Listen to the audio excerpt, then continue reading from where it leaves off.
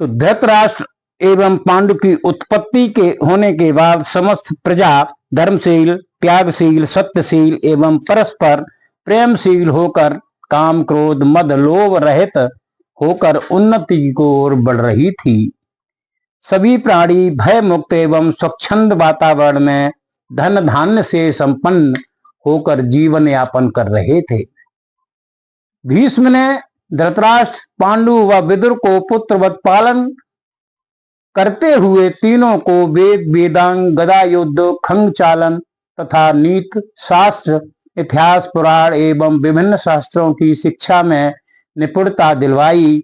धृतराष्ट्र ने पराक्रम में, पांडु ने धनुर्विद्या में व विदुर ने धर्मशास्त्र में विशिष्ट योग्यता की ख्याति प्राप्त की। भीष्म ने धृतराष्ट्र को अंधे होने पर व विदुर को दासी हो पुत्र होने के कारण राजगद्दी पर न बिठाकर पांडु को बिठाया। भीष्म ने गांधार राजा राज सुबल की पुत्री गांधारी को सर्वगुण संपन्न जानकर तथा शंकर जी द्वारा उसे 100 पुत्रों की माता होने का वरदान जानकर धृतराष्ट्र के विवाह हेतु गांधार राज्य के पास दूत से संदेश भिजवाया। राजा सुबल ने धृतराष्ट्र के अंधापन को जानते हुए भी उनके परिवार की प्रसिद्धि व चरित्र को जानकर अपनी कन्या का विवाह कर दिया। पतिव्रता गांधारी ने अपने पति के अंधा होने के कारण दुखी होकर स्वयं भी आजन्म न देखने का व्रत धारण कर अपनी आंखों पर पट्टी बांध ली और इसे आजीवन निभाया भी। यदुवंशी यादव राजा सूरसेन के प्रथा नाम की एक अति सुंदरी कन्या थी, जिसे भाई स्वयं वसुदेव जी थे। सूरसेन ने अपने संतानहीन फुफेरे भाई कुंती भोज को पूर्व प्रतिज्ञा के अनुसार अपनी कन्या प्रथा सौंप दी। कुंती भोज के यहाँ प्रथा का नाम कुंती पड़ा। उसका लालन पालन बहुत प्यार से हुआ। कुंती बड़ी सात्विक, सुंदरी एवं गुणवती थी।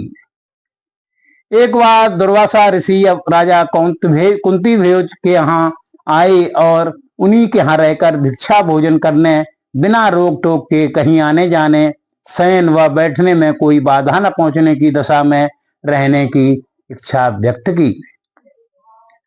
राजा बोले, हे द्विजश्रेष्ठ, आपकी इच्छा अनुसार ही आपकी सेवा होगी। आपकी सेवा का संपूर्ण भार मेरी प्रथा नाम की यशस्वी पुत्री पर होगा। परंतु हे ब्राह्मण, मेरी ये कन्या अभी बालिका है। यदि इससे कोई भूल हो जाए तो आप क्षमा करने की कृपा कीजिएगा। दुर्वासा जी बोले, ऐसा ही होगा। पिता की आज्ञानुसार प्रथा दुर्वासा ऋषि की दिन रात बिना आलस्य एवं अभिमान के सेवा में जुट गई। ऋषि द्वारा कई प्रकार के प्रथा के प्रति तिरस्कारात्मक भाव होने व समय कुसमय के आचार विचार के कारण उत्पन्न परेशानियों को सहते हुए भी प्रथा खुशी खुशी ऋषि की सेवा में लग गई। एक वर्ष पश्चात ऋषि प्रथा पर प्रसन्न होकर उसे एक वशीकरण मंत्र देते हुए बोले, हे भद्रे, तुम इस मंत्र के द्वारा जिस देवता को चाहोगी अपने पास बुला सकोगी और अपनी मनोकामना पूर्ण कर सकोगी। ये कहकर ऋषि राजा से विदा लेकर अपने स्थान को चले गए। एक दिन प्रथा प्रातः काल सूर्योदय होते ही सूर्य को दिव्य ज्योति को अपने पलंग पर लेटे लेटे देखकर मोहित हो गई तथा ऋषि द्वारा दिए गए वशीकरण मंत्र की परीक्षा लेने के ध्येय से सूर्य का स्मरण किया। शीघ्र ही सूर्य अपना दिव्य मानवीय रूप धारण कर प्रथा के सम्मुख उपस्थित हो गए और बोले, हे देवी, मैं तुम्हारे बस में हूं। तुम मुझे अपने साथ सहवास कराने के लिए आत्मसमर्पण करो तो मैं तुम्हारी इच्छा के अनुसार ही मेरे समान कवच कुंडल धारण किए हुए अद्वितीय पराक्रमी पुत्र उत्पन्न होगा। कुंती बोली, हे भगवान, आप मुझे क्षमा करें। मैंने आपको कौतूहलवश आह्वान किया था। अभी मैं कुंवारी हूं यदि आपने सहवास कर मुझे पुत्र दान दिया तो मैं समाज में आजन्म कलंकित हो जाऊंगी। ये कहकर वह रोने लगी। सूर्य बोले, हे कन्या, मैं मंत्र विद्ध हूं। यदि तुमने मेरे साथ सहवास नहीं किया तो मैं तुम्हें, तुम्हारे पिता को तथा उस ब्राह्मण को शाप दे दूंगा। कुंती ने शाप के भय से सूर्य के साथ सहवास स्वीकार किया। सूर्यदेव ने उसे सहवास कर योग द्वारा उनके शरीर में प्रवेश कर उनके नाभि प्रदेश को स्पर्श करते हुए बोले, हे राजकन्या, डरो नहीं, मेरे सहवास से तुम्हारा कौमार्य खंडित नहीं हुआ है, तुम समाज में कलंकित नहीं होगी। मुझसे उत्पन्न तुम्हारा पुत्र जन्मजात कवच और कुंडल से सुशोभित होगा। ये कवच और कुंडल ही उसकी हर विपत्ति में रक्षक होंगे। पुत्र दान कर सूर्य ने कुंती से विदा ली।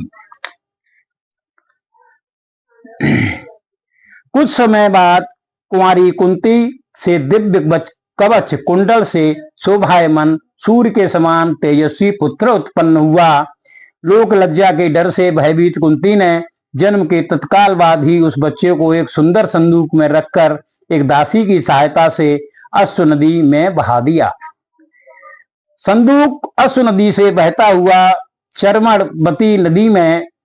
चरमणवती नदी से यमुना नदी में तथा यमुना नदी से गंगा नदी में बहते हुए चंपापुरी के पास सूत राज्य में पहुंचा।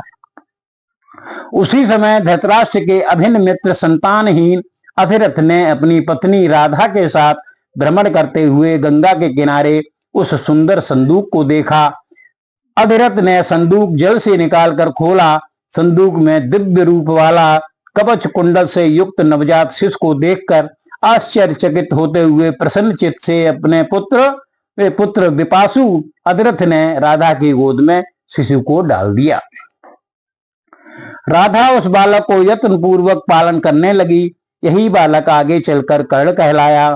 अधिरथ ने कर्ण की चातुर्यता को देखकर द्रोणाचार्य, कृपाचार्य व परशुराम से क्रमशः चारों प्रकार की अस्त्र शिक्षा पाने के लिए भेजा। अस्त्र विद्या में निपुण कर्ण महारथी कहलाने लगा तथा वह भी दुर्योधन के अति घनिष्ठ मित्र होने के कारण पांडवों का विरोध करने के सोच विचार में उधेड़ बुन करता रहता था। कुंती के विवाह योग्य होने पर कुंती भोज ने उसका स्वयंवर रचा। कुंती ने देवतुल्य पांडु के गले में जयमाला डाल दी। दोनों का विवाह हो गया। पांडु पत्नी सहित अपनी राजधानी हस्तिनापुर वापस आ गए। कुछ समय पश्चात भीम ने मध्य देश के राजा शल्य की बहन माद्री को लाकर पांडु का दूसरा विवाह कर दिया।